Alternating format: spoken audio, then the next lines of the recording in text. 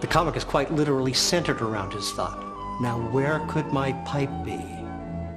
This is his reality. This is where cognition and the power and function of the mind take over. As Plato believed, the body is just a shell for John Arbuckle. Yes, he can use his physical body to read his paper or cross his legs, but these inputs of touch, sight, hearing, etc., these senses are the triggers of the mind. As we see here, the mind is something greater. It is the originator of ideas, and ideas are forever, immortal. Immortality through thought, a major theme in literature and philosophy. And isn't that what Mr. Jim Davis himself has achieved? Will he live forever? The universe will continue to spread and spread outward, and entropy will turn a chaotic infinity into a homogeneous, controlled system. This will take billions of years, and in that time, humans will push technology to heights we can't imagine.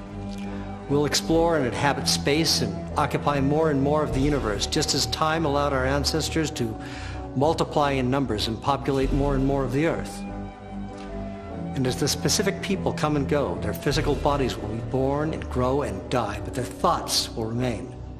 And Jim Davis's comics, his glorious Garfield comics, are recorded ideas of his that will still be here.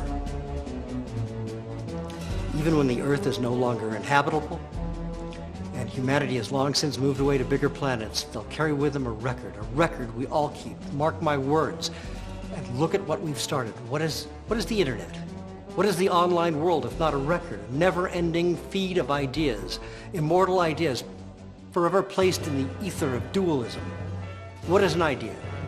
And where does it live? And how does it manifest itself?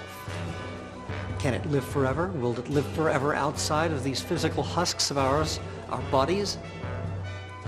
And John Arbuckle and Garfield started merely as thoughts, and they've become so much more. That old cliche rings true. They've taken on a life of their own. And life may not be what we think. Life brings to mind a beating heart, breathing lungs, blinking eyes.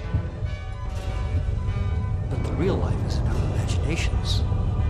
And who better embodies the definition of imagination if not a simple man, a cartoonist who puts his ideas to paper so they may live on, that our children, and our children's children, and their children's children's children can access the wealth of ideas that have accumulated thus far.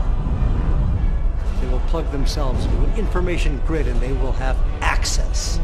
They will read every Garfield comic. 80,000 years from now, a child will see simple John Arbuckle reading a newspaper. He will feel around for something, but that something is not there. He will lift his head and think, now where could my pipe be? And Garfield will be smoking a pipe. And John will yell, Garfield! And what then? 80,000 years from now? The child reading this comic will smile. And that smile will transcend space and time and the physical limitations of this existence, whatever it may be. However many dimensions exist, there will always be Garfield. And there will always be its creator. Jim Davis.